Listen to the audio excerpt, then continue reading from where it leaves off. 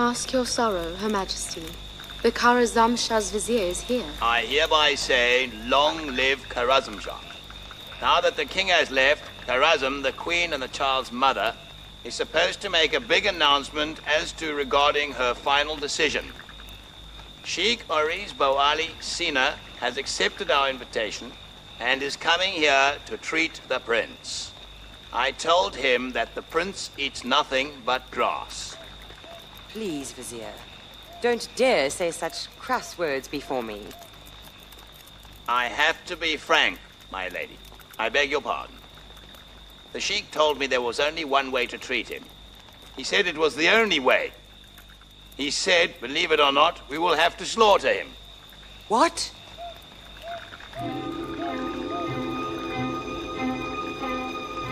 Have to slaughter him?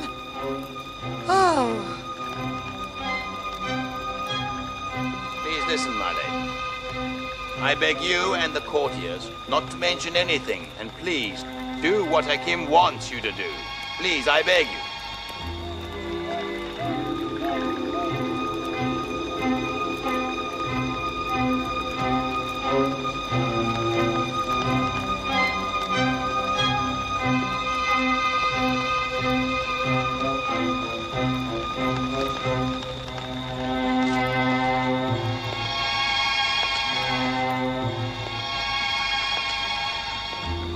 Take him to the altar.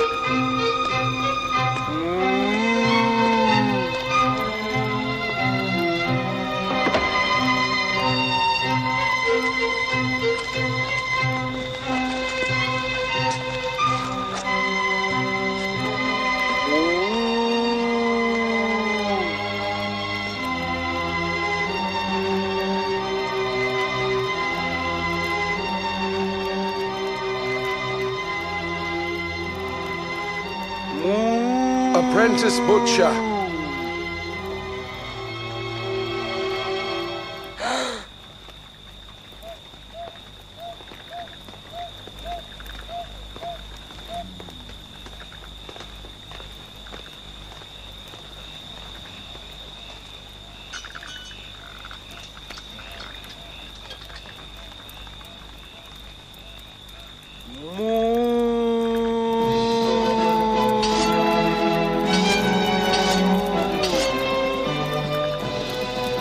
Apprentice butcher. Yes, Master of Butchers. Apprentice butcher. Yes, Master of Butchers. Apprentice butcher. Yes, Master of Butchers. Apprentice butcher. You must pour his blood in the gold tub.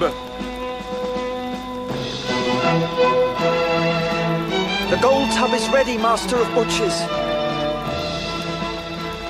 Tie up the cow's hands.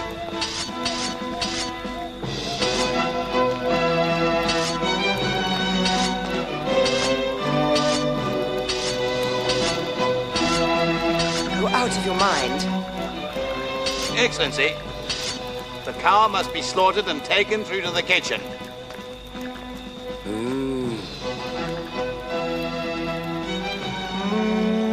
It is bony. Its stomach is empty. It's a bag of bones. Master, the cow's really no good for the royal kitchen at all, but Master, slaughter it. We have other places to go to as well.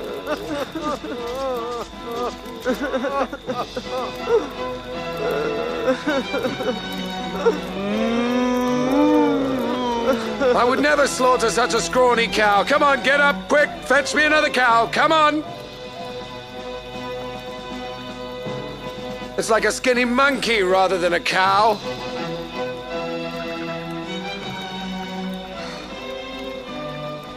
So what shall we do with the thin cow? It must be fattened up. With fodder. I don't think it'll even get fat with fodder. This one is a sick cow. It must be given medicine. Who's the owner? I'll tell him what to give it. This man's his owner, I would think. I tell you, Master, there are no other cows in the house. So then, this is all just a wild goose chase. Untie it and let's go.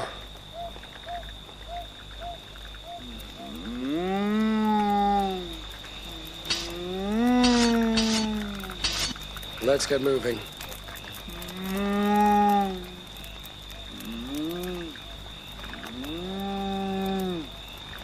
Consider yourself lucky. Let's go.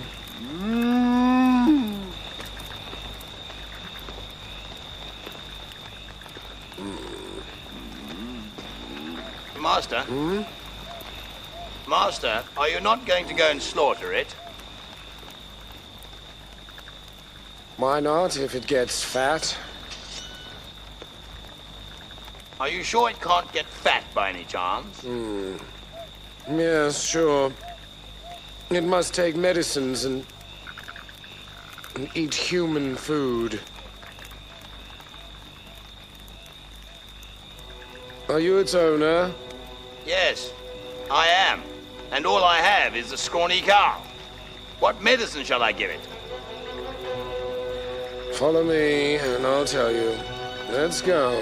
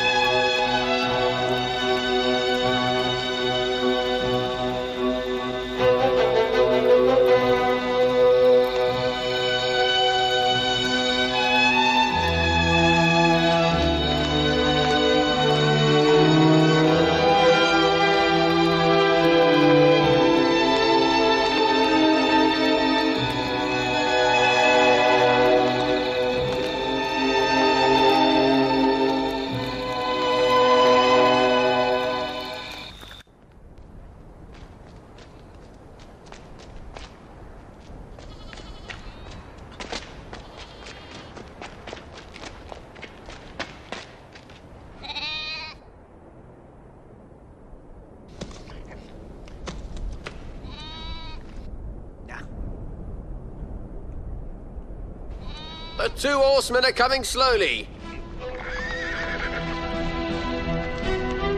Who are they? They both have heads on them and are riding saddled horses, which are carrying grass.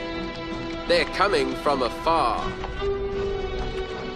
Go and fetch them. Go! Let's go, let's go. Come on.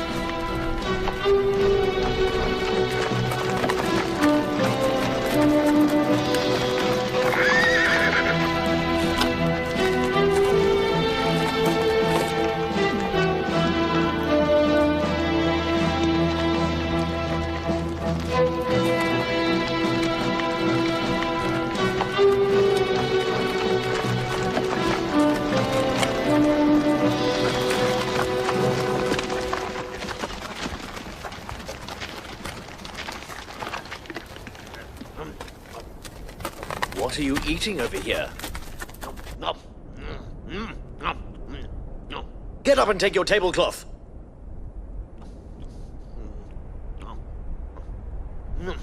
Take their grass. We have some starving goats. Get out of the way.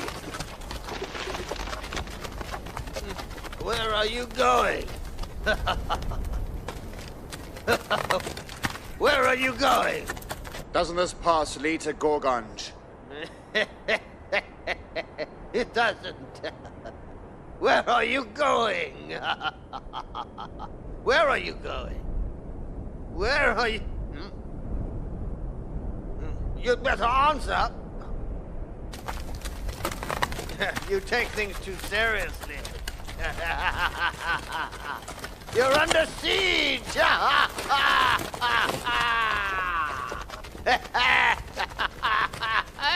You're under siege!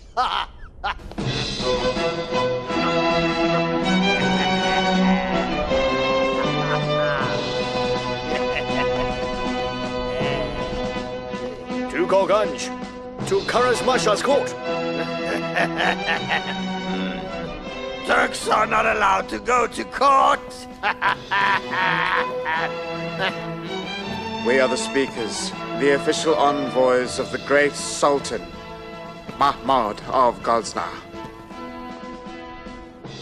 We have a sealed letter from him for entering Karazm. Throw away the grass and get off your horses!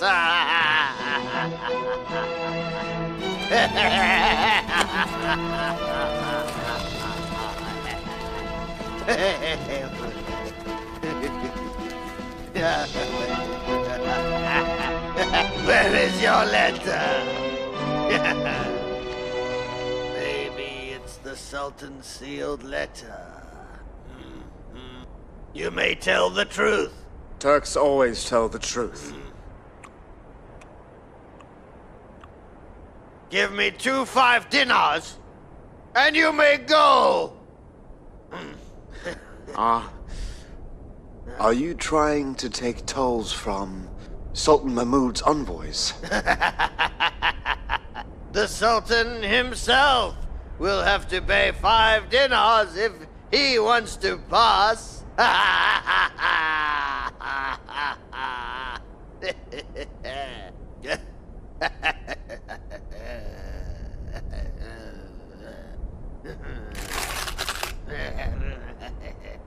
One, two, three, four, five.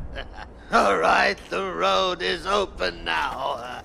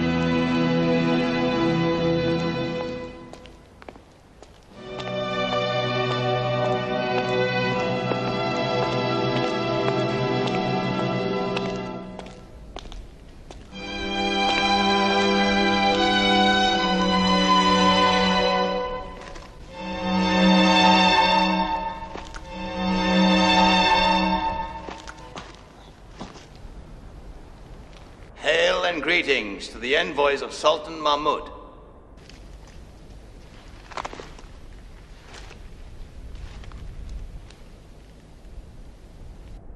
Sultan's greetings from Karazm Shah and from his wife Vizier. I read Sultan Mahmud's sealed letter.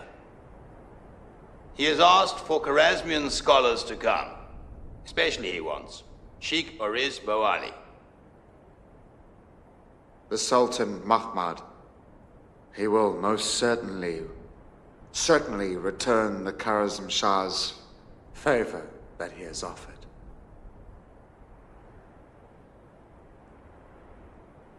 Certainly. But the Sultan's envoys know very well that their Sultan has asked for a jewel that not a living soul can pay for. No one, except for the King of Kharazm. So you must wait until the king comes back to Kharazm.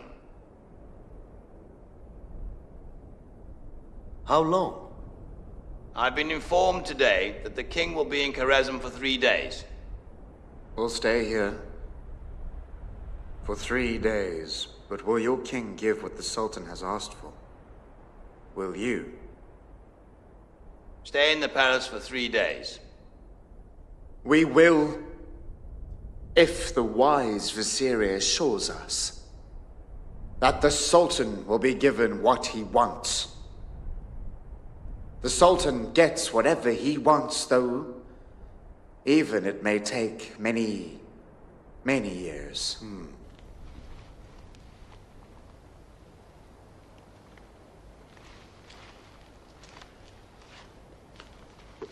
I've heard much about your Sultan.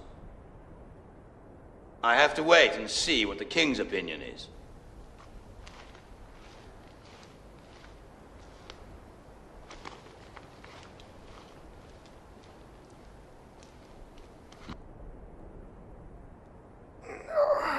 I wish the King of Karazam would come back in a month, you know, instead of 3 days.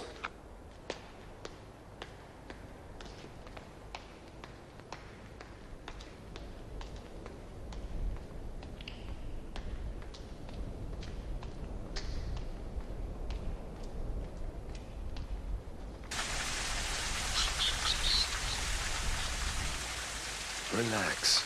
Don't worry.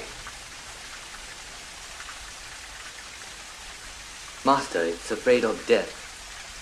No. It has no concept of life, nor fear of death. Its fear is just an instinctive reaction, but it won't die. Don't worry. It'll survive, if it lets me stitch the cat.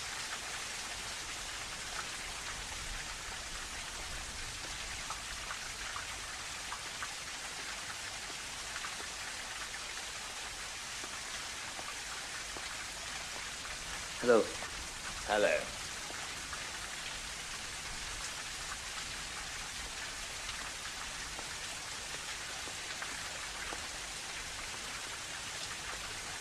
Hand me a knife, please.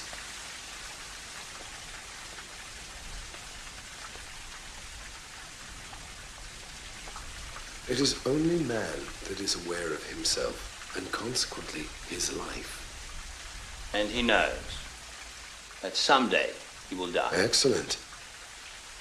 And consequently aware of his death too, then. I would never disturb you if it was not for a matter of great urgency to everyone. May all of God's blessings rain down upon you. You're not disturbing me, wise Vizier of Karazm. You're more than welcome. In fact, I would come willingly if you sent for me.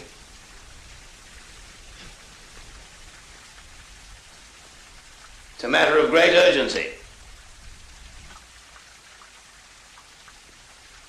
I beg your pardon. Today, an issue has occupied my mind.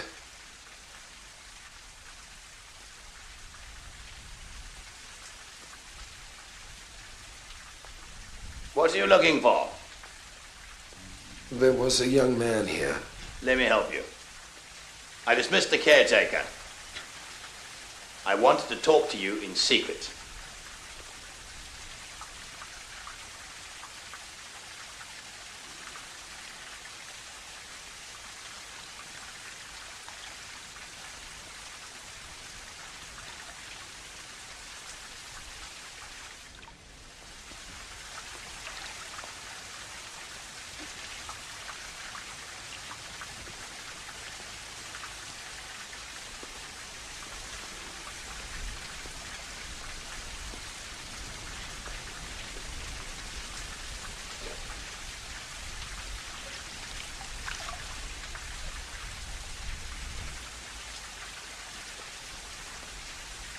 It must be about the prince. What state is he in? He's strolling in the garden today. Oh, thank God. I thought he looked very, very well. Thank God.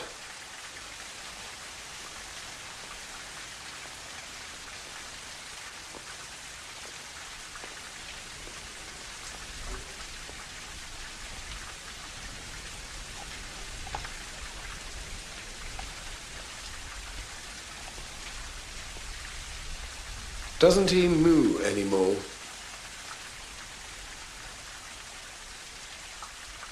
He doesn't talk about cows anymore.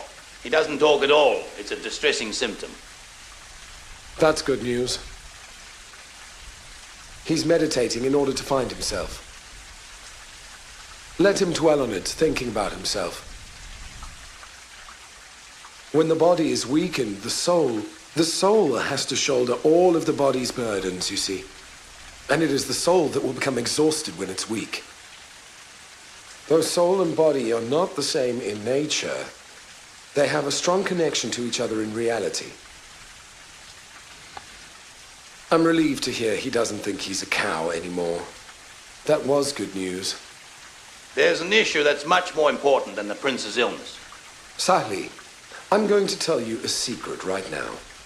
There are some invisible germs in water, this life-giving element that cause diseases. I've conducted many experiments, but I'm not sure about the results. Listen very carefully to what I'm going to tell you. It's even more important than water.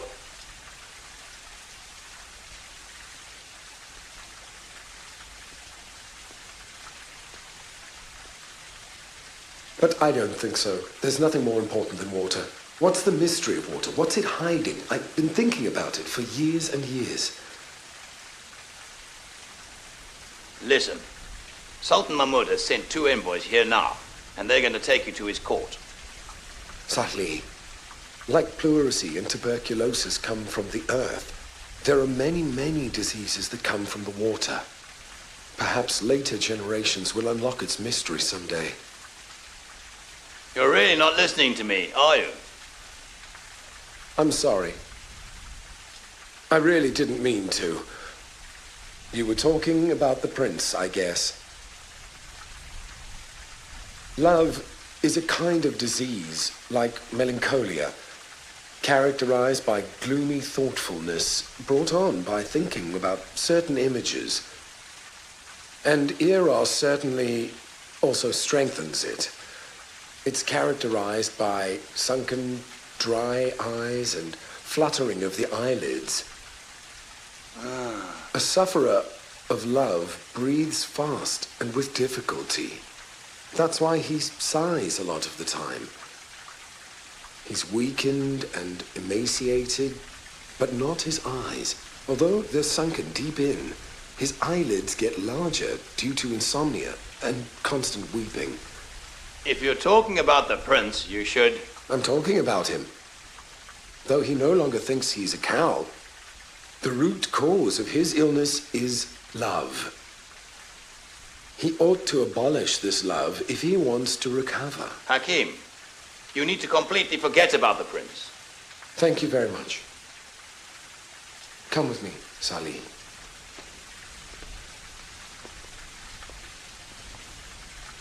Water has occupied my thoughts. Hakim, Sultan Mahmud has asked Karamshah to give you to him soon. Salih, have you ever thought that water, this limpid and lucid element, has an invisible world within? I'd like the Sheikh to stay in Karazm permanently. If it stops flowing, it gets stagnant. If it runs, it remains limpid. I think Karazm-Shah will give you to Mahmud as a gift. Mahmud? Which one?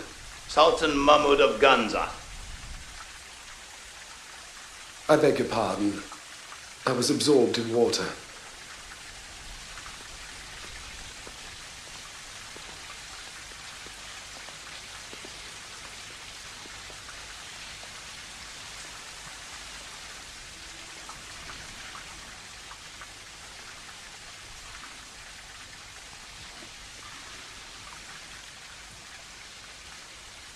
I think you were telling me that I had to avoid Ghazna.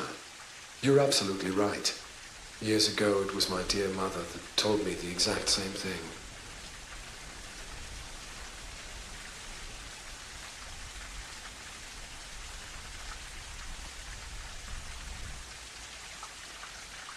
Why did you tell me that now?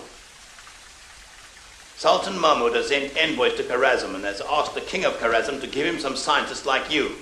Sheikh Arezbo Ali Sina, Sheikh Aburahan Baruni, Abu Nazar the Iraqi, Abu Sahi the Christian, and others, all of them. Now stop thinking about water and listen to me. Ilek Khan and other Turk emirs have frightened Karamzah. I fear he will be forced to agree to Mahmud's request. I dispatched an envoy to Baruni in order to warn him about staying in Karazm. I think it's too dangerous and the Sheikh had better leave Karazm. You have to flee.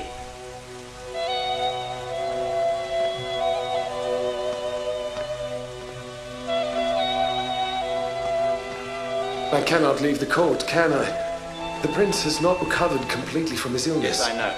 And I'll allow you to go, but you have to go before the king comes back from the hunt, otherwise I cannot help you at all.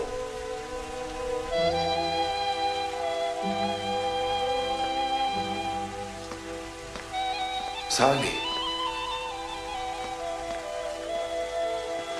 So I have to leave Karazm immediately. I know. And what a pity. I wanted to build a school in Gorganj. Many students would be taught and come to your class. They would learn many things, and one of them would be Muhammad Salih. What a pity.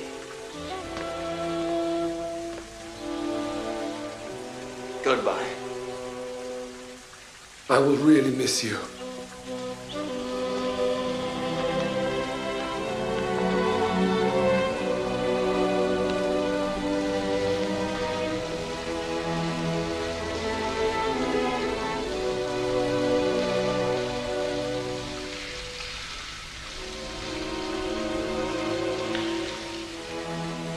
If the king finds out everything that I have told you, he will punish me most severely. Goodbye. Goodbye.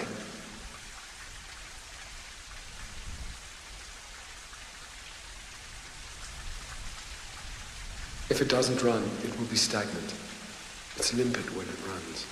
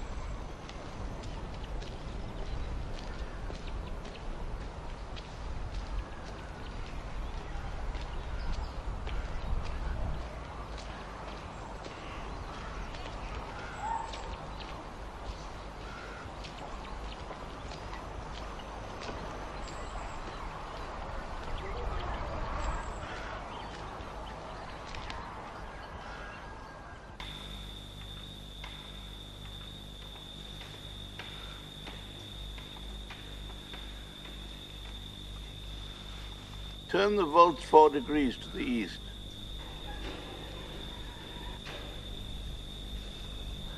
I haven't sighted the Leo yet.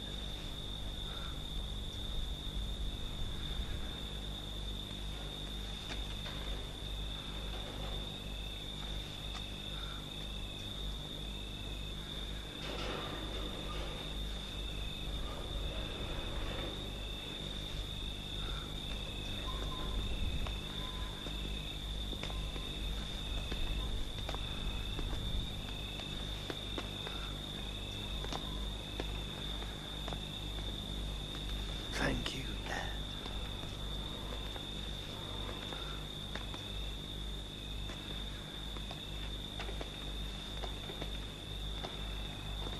It's him.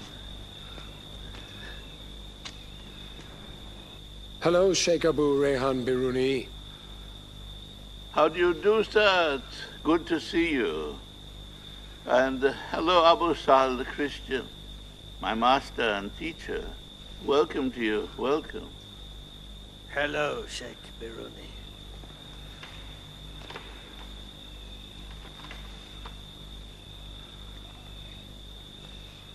Tonight the sky is cloudless. How wonderful it is, how wonderful. Is it wonderful tonight or every night? Biruni, do you know who he is? You are enamored by the sky, and he is a sky of knowledge. No doubt about it, since he came with you. I have come with him. It was my duty to introduce you to Sheikh al-Raees Abu Ali Sina, after all. Is he? Yes, he is. The brilliant Hakim Sheikh al-Raees Abu Ali Sina. Oh dear. Please forgive me. I'm sorry for talking about the sky in front of him. It is said that Master Biruni knows the stars like the back of his hand. Sheikh Biruni, don't put me to the test. Bu Ali is not known widely for his knowledge. Let's dispense with the formalities. We have to leave Gorganj before the crack of dawn. You know, Sultan Mahmud of Ghazna is going to conquer the land. I received Kharazam Shah's wise vizier's message. But tell me, Master, how can I abandon the observatory that I made with great difficulty to escape Mahmud's clutches? That would be terrible. I'm sorry, but you have to abandon it. May I look more closely? Oh, sure.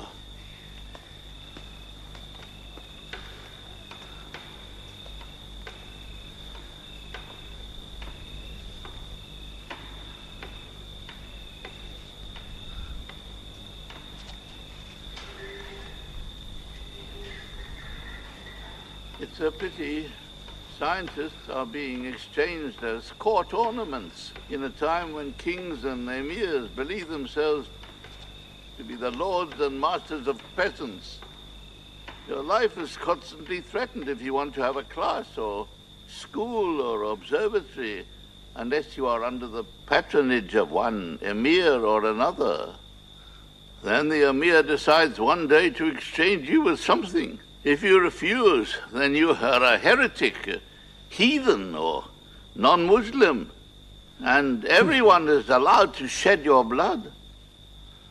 Sheikh Biruni, I also think that from Gorganj we should flee. I really value the opportunity to be Sheikh Bu Ali's companion. But what do I do with the observatory? I've been working hard for years to establish it. How can I abandon it?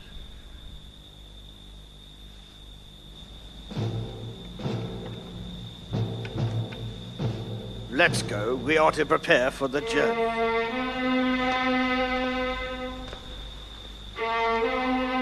We'll be waiting for you at the crack of dawn at the city's gate. Good night. Have a nice night. Good night.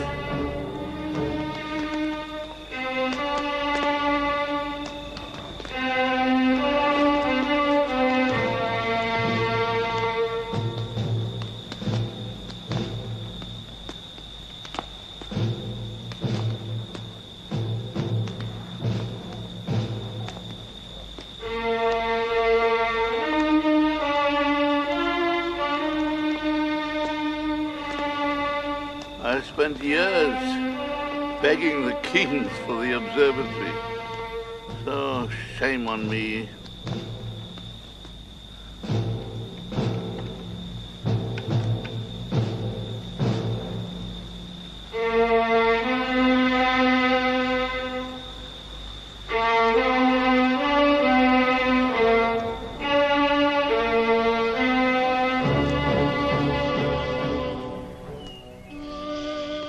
It is not the right approach to look for demonstrations from God and use reasoning in regard to him and his creatures.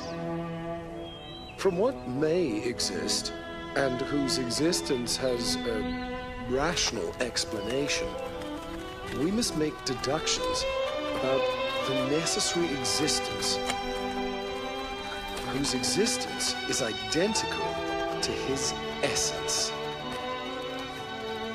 Is it possible for the source of goodness to emit an evil or irrational act? Evil is the concomitant of the natural world, and per accident to goodness. Whatever exists, whether it seems more good or more evil, emits from him. But God is only content with goodness. A world entirely without evil is the most evil world. The world couldn't be better than it is now. God made it that way, and everything emits from him.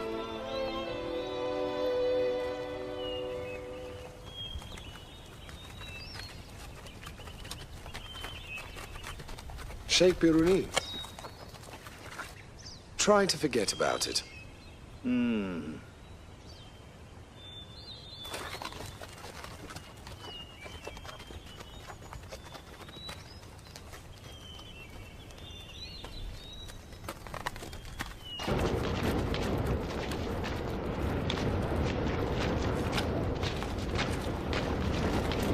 Come along, we'll find a way.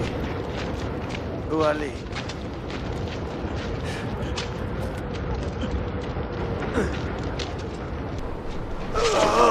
Nighttime approaches.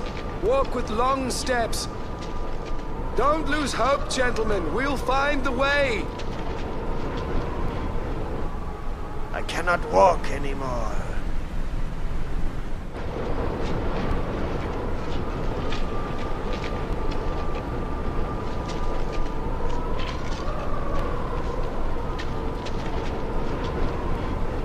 Biruni, you're a master of geography. Tell us how far it is from here to Gorganj. Come on. Scientists, if you could tell the future, you would know where we are. Aristotle considered the heavenly sphere to be neither light nor heavy, because it neither moves away from the center nor moves towards the center. That's why the heavenly sphere may be either light or heavy, and it may move towards the center or away from it. Oh, my.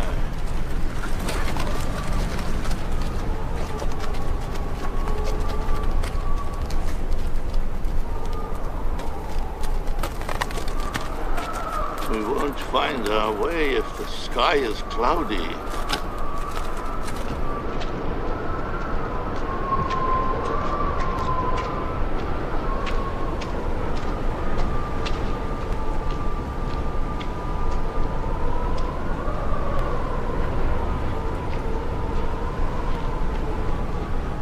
Second, why did Aristotle accept his ancestors' views about the heavenly spheres, while there is no doubt about the inaccuracy of their knowledge, which was always based on appearance? Third, Aristotle believes in 6 directions, since a cube has 6 sides. That's why a circle has a single surface with infinite directions. Right. So when diversity ends, unity begins. For Aristotle, ether and atmosphere are circular. That's why we get heat from the sun and its light. That is, they come from the surroundings to the center. What is the nature of sunlight? Is it matter or something else? I'll ask you again. If we get heat from the sun and sunlight, that is from the surroundings to the center. Then why did Aristotle consider the Earth to be the center of the world? Biruni, shall we wait till the stars come out to find the way? 6. For Aristotle's movement begins from the right, and the stars rise from the east, while the east for us is the west, for those who live on the other side of the world. Well then, that Greek philosopher was partially right and partially wrong. Now listen to another question from Rehan Biruni. Why is Aristotle's God only aware of his own self, if he is the necessary existent, and therefore the source of existence? Huh?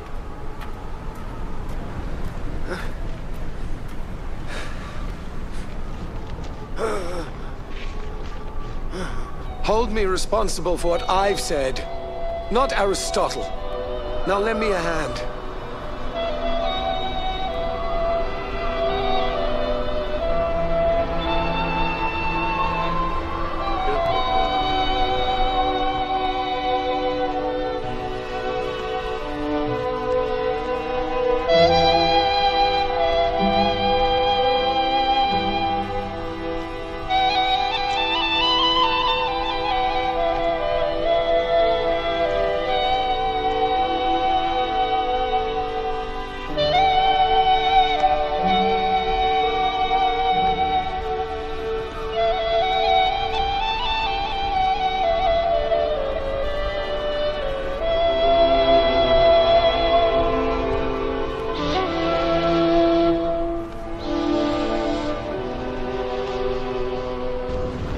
aware of what is in the earth and what comes out of it, and what falls from the sky and what goes towards it.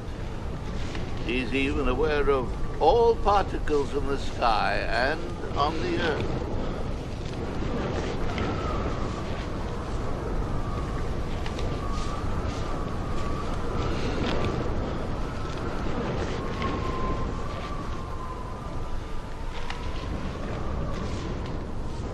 With death, the soul gets rid of the body and gets connected to universal reason, weakly or strongly. A good soul seeks its bliss in its connection to the active intelligence. But other souls suffer from eternal affliction. As the weakness of the body leads to illness, chastisement is the inevitable consequence of wicked souls. Rewards and punishments are relative to the knowledge souls have.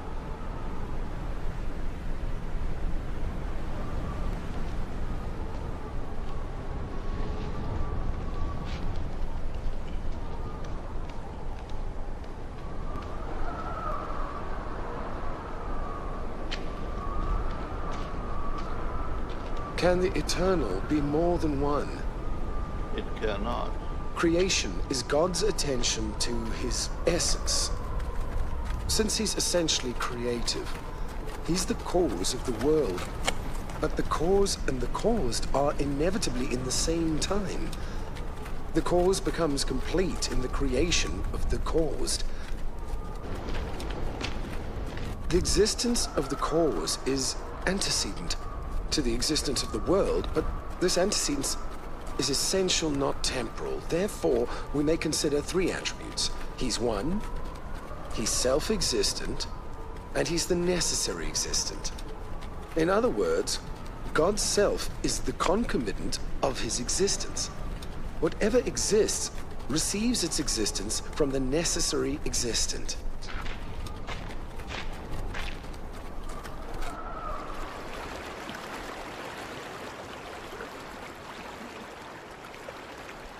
You said earlier that the equator comes from the east and crosses the China Sea, India, and some islands? Yes. And those who live on this line, that is the equator, they have equal nights and equal days. The mornings and the nighttime is exactly the same length of time. And they are the same distance from the North Pole and the South Pole. Thanks. Dear scientists, it will be rainy tonight. So please spend the night here in the mill with me. The sky is bright. It won't rain.